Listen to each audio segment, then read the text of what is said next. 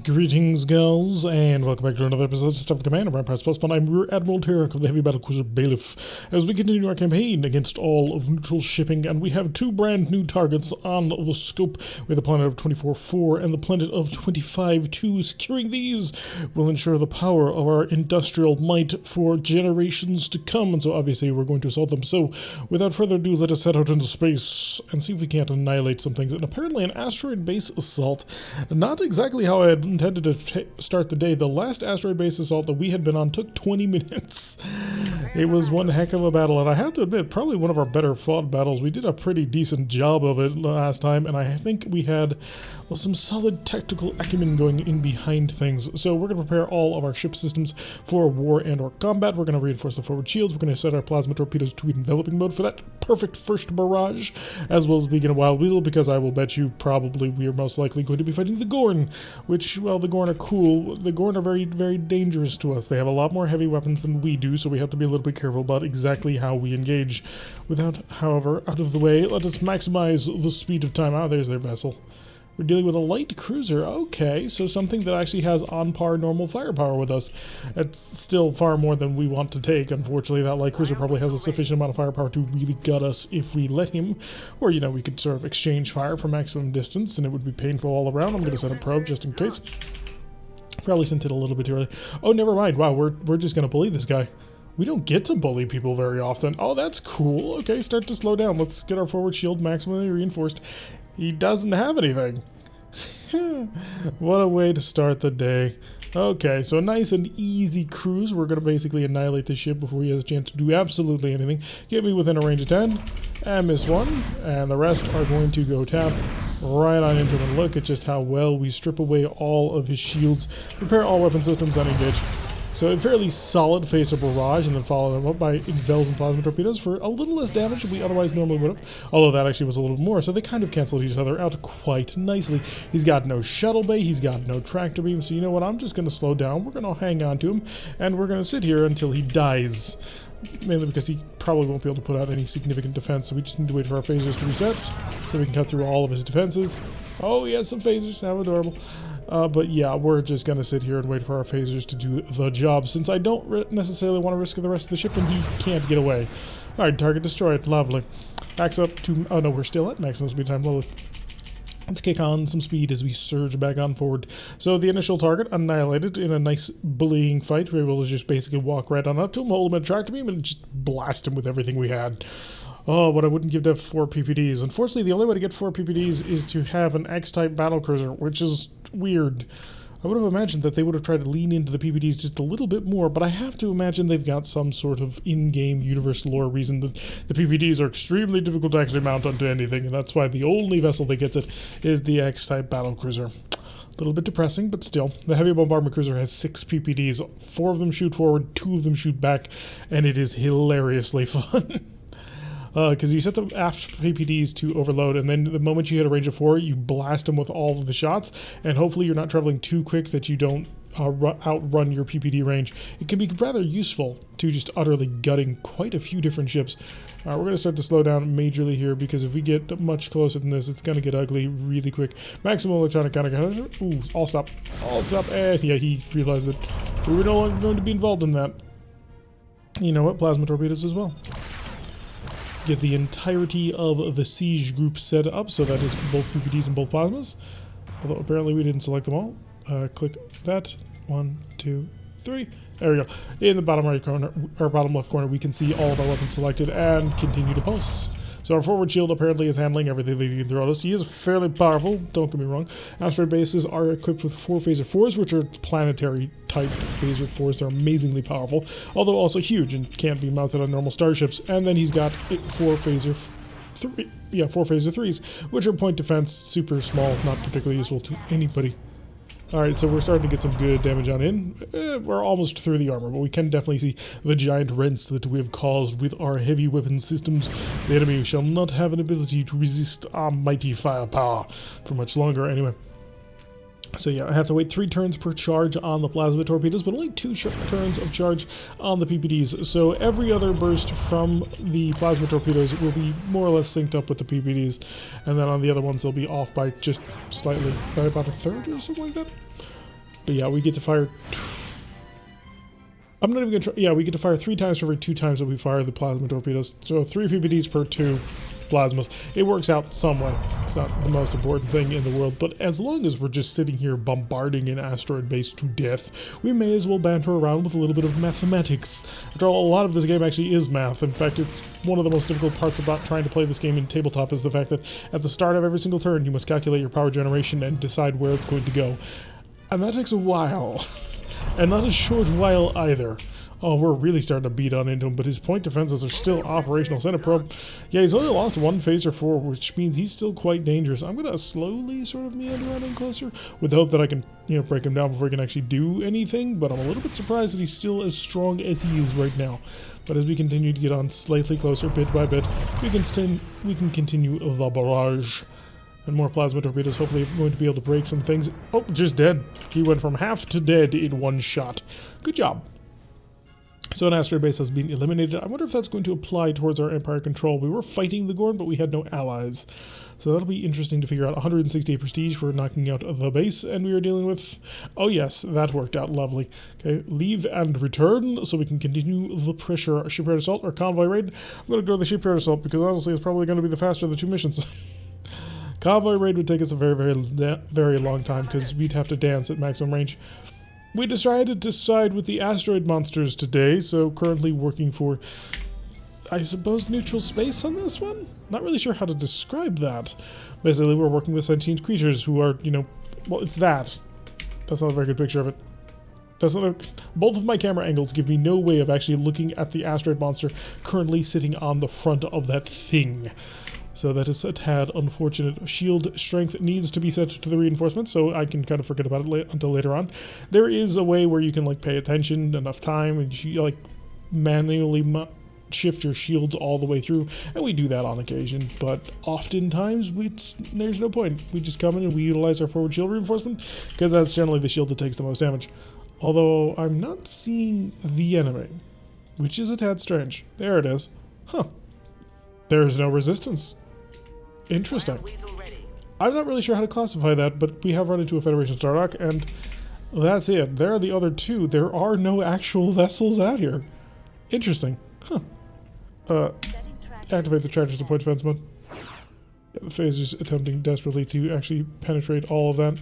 Slow down, because I need to power charge up things. Wow, my phasers just take a huge amount of power. And just so much incoming fire. So we are currently putting ourselves at considerable risk by running at the highest speed of time, because there is always the chance that they will just get right through. For example, my forward shield appears to be somewhat dented, or maybe that's an optical illusion. Okay, there's a lot on the speed of time. Let's get ready for actual combat. No, the forward shield is actually more damaged. I didn't see nor hear it happen, but it did. Okay, so, we gotta carefully handle this, because if we don't, then unfortunately we won't cause any damage to the star base itself. All stop, please. All stop. Thank you. So yeah, we didn't want to get any closer, otherwise bad things would have happened. Fire the pseudo torpedo. All phasers select. There it is. And it's dead. Okay, wait for his attack ship to go away. Actually, I do also probably need to come into a maximum electronic kind of countermeasure. And there we go. So firing all of our plasma in sequence, unfortunately, didn't do nearly as much damage at one moment as I thought it was. We can't use our phasers because we've got constant incoming missile fire, and it looks like the plasma monster has decided it doesn't want to do anything for the next little while, which is a tad unfortunate. I suppose we could go back and try and drag him into the fight. He has a lot of plasma torpedoes, especially, I believe it's a large version of the monster, which that just gets even better. So, good accurate fire out of the PPD. In fact, I'm going to set the PPD to overload, because why not? It's not like we're using it at the moment. So prepare for plasma. And more plasma, and more plasma. Oh wow, that actually got through. Oh, because apparently we blew up a shuttle bay, which was a lovely little pickup. Are you still firing missiles at me? You stopped. Lovely. Shoot everything. Actually, don't until I do that. There we go. Alright, now we can go after the next Stardock. So, much easier than I had anticipated. I didn't think the enemy would be completely neglectful of attempting to protect their Stardocks. We even brought in one of the biggest monsters out there. 2 Rs, 2 Fs, 2 a G, and an S is a lot of firepower, to say the least. Alright, now we just gotta swing up by you. I mean, it's over already. You literally can't stop what I'm about to do to you. You can try, but it'll fail. Because all you've got is a couple of phasers, and your missile launchers are either dry or incapable of getting through my point defense system. Because I have 4 tractor beams, you have 2 launchers, and while that's not quite enough to run it internally, you'd need 6 in order to make it so they could never possibly get you through your tractor beams. It's still a pretty solid number. Alright, prepare the S-type pseudo-torpedo. Prepare the phasers. What is it? There it is. There we go, we got it. And PPD engages. Plasma torpedoes with the follow-up for the big break. All stopped to make sure that we're just outside of range. And now we can get some work done. We'll just fire phasers as well. In fact, how well defended are you? Because it might be worth the additional cash. If you survive the next couple of rounds, I may actually go in for the steal. Of course, the plasma monster probably doesn't care that much. If he can actually manage to get a hit on, which is going to take him a while. He's not that bright, so unfortunately. Oh, that was beautiful. Just the continuous repeated waves of destruction that the PPD on overload can rain. You get an additional 2 shots out of it when you do it that way, so 6 per, which is 12 pulses, which is essentially 3 PPDs when you operate it in that mode, which is a lot of fun, because we've got 2, so the math works out.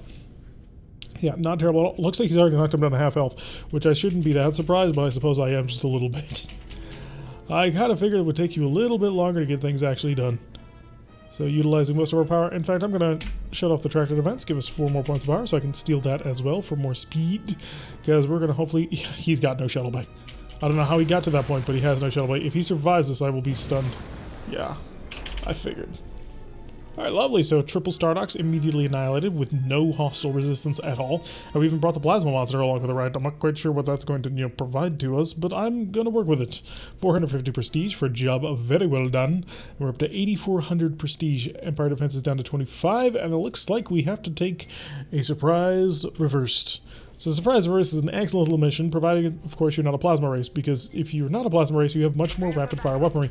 We're on a little bit of an odd one because of the way that our weapon systems work, purely because we do have the rapid refire rate of the PPD, but at the same time, we have the giant slow refire rate of the plasma torpedoes, so our weapon systems kind of straddle a very, very odd section of, I can't say reality, but it's a very odd setup in general. I think we may want to prepare a suicide shuttle just for sort of a follow-up pass to try and make sure we deal as much damage as possible to the target. We have gotten up to speed, which is a little bit sad because I was kind of hoping to have enough power to start moving into other things, and we are going to be rather slow because we're attempting the full overload. We're overloading the PPDs, we're overloading the plasma torpedoes just for the maximum amount of damage because we're going to need to do it, but that is definitely slowing us down by a rather considerable margin, unfortunately. So it's going to hopefully take us not too long to get there, but I think it's going to take us about a week. We're squaring off against a heavy cruiser, a frigate, and there, of course, the heavy cruiser back at the beginning.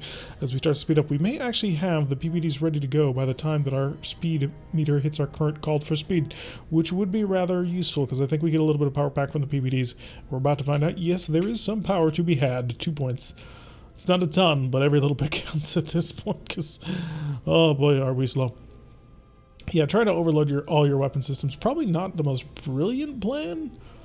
I mean, it's going to allow us to just absolutely massively assault this heavy cruiser, but it is going to kind of slow a lot of things down. You know, increase the speed down. Let's get there. Okay, so our first explosive shuttle is ready. Time to prepare our second explosive shuttle. Plasma torpedoes are fully charged, or not yet, or they should be soon. If they're not charged, then we're taking as much as we can. 21.5 points of speed is lovely. And then, oh wow, you have a D-type plasma torpedo. That needs to die.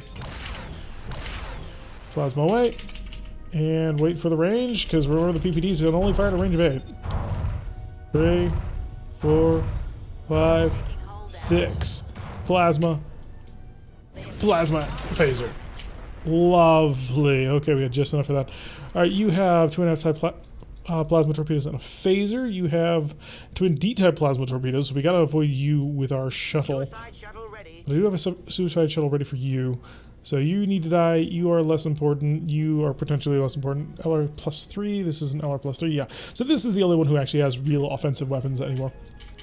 So we're just going to sort of wallow on up to him and prepare to nail him with all of my phasers because none of my other weapons are going to be actually ready in time. Although once he's dead, then everybody else only has D-type plasma torpedoes and a couple of photon torpedoes, so that shouldn't be too dangerous. Yeah, okay, that was exactly what I was looking for. We knocked out his phaser. Have the suicide shuttle, please. It is equipped with a mine, so this should actually kill it. This little death device. It's going to be the thing that annihilates my target. So once it manages to intersect, and by knocking out the phaser 3, we made it so he had no point defense. And there he goes. Lovely. Okay, next target, I suppose could be you. Miss, hits, 3, 4. Oh, I only fired 1. Let me continue the pain. I got him. So that's 2 on down. We're starting to charge up other weapon systems. Yeah, you have photon torpedoes and point defense systems. I can't get anything through, so these suicide shuttles are pointless. Because the plasma Ds will take care of them immediately. There's just no penetrating that, unfortunately. You can have a plasma S torpedo, because that'll weaken you severely. And I may as well commit to you since you're a bit closer, but by the time my weapons are actually ready, we'll be probably more ready and able to knock out the LR+3 over here. That'll be 37 damage right on into the target. So he managed to reduce it some, but it really wasn't that helpful to him, unfortunately. He tried, he did his best, but at the end of the day, he's facing some significantly heavy plasmas, and yeah, that's just not going to end very well for him. Unfortunately, we are incredibly slow while attempting to charge all weapon systems. That does have an effect on how we operate. Double plasma into him, please. There we go. That way, we're an equal opportunity plasma. And start getting to work with the PPD. This may actually kill him. We're doing 6 damage per pulse. I'll stop. At him with the other pulse. Oh, that was up. Alright, let's come back around. Take out the last one. Because the target must die. Although that is a gorgeous background. Sometimes just the backgrounds currently in this version of the mod are just beautiful. And they really kind of do give you a lovely, more modern sense to it. Once you get to the high definition UI pack, the gorgeous backgrounds and the updated models, like, you almost can't tell that the game is this old. I know some folks have mentioned that the UI seems a bit archaic, but is it? It does seem rather refined, aside of course from some of these icons being a little bit too close together and sort of overfilling on top of each other, but it's really not that bad, at least not in my book. Though different people have different ideals of beauty, and they would be wrong, but still. So he is a WR3. He does not have the photon torpedo. Instead, he packs on 2 more phasers, which I'm not certain is the best plan ever, but different strokes for different folks. And then we're going to nail him with more PPD fire because it's fun. Oh, is he going to survive long enough? Yeah. Did the plasma get there? Looks like just barely. So we almost killed the entire target with just PPDs. I'm kind of surprised that nobody actually turned on in that time. So we must have been killing them in the perfect order in order to keep them from actually being able to do anything. 300 prestige for an easy job, as usual. And we did actually push out the influence. You know what? We're going to swing on by home because there's a shipyard. And maybe we want to buy something. The CCZ, and this is basically the ship we're currently driving, except it has I-type plasma torpedoes, which is basically aft-firing defensive plasma torpedoes, of which they generate 1 defensive plasma per rev. These things are intensely power heavy and can totally ruin the power curve in an entire vessel, and I'm not a huge fan if I'm honest. It's not that they're bad, it's just they're not good. There's a DNZ as well. This is equipped with, oh, this has 4 PPDs. Really? 8 plasma eyes, and that's it. So it's very much a skirmish battleship. Well, Dreadnought. I wonder if I could actually field something like that. Do they have 4 PPDs on something with, like, fighters on board for a little bit of a 1-2 punch? Because that would be super useful. You know what? The only problem with the DNZ is that it's going to be incredibly hard to engage if they get in close. Because once they're in close and tight, I can't do anything. Because they don't have, you know, point defenses. But it is kind of tempting. I can afford it, too. Let's do a quick check. See what else is available in the Dreadnought lineage. Got the monitors, which don't ever actually show up in the shop, but they are listed on here for reasons.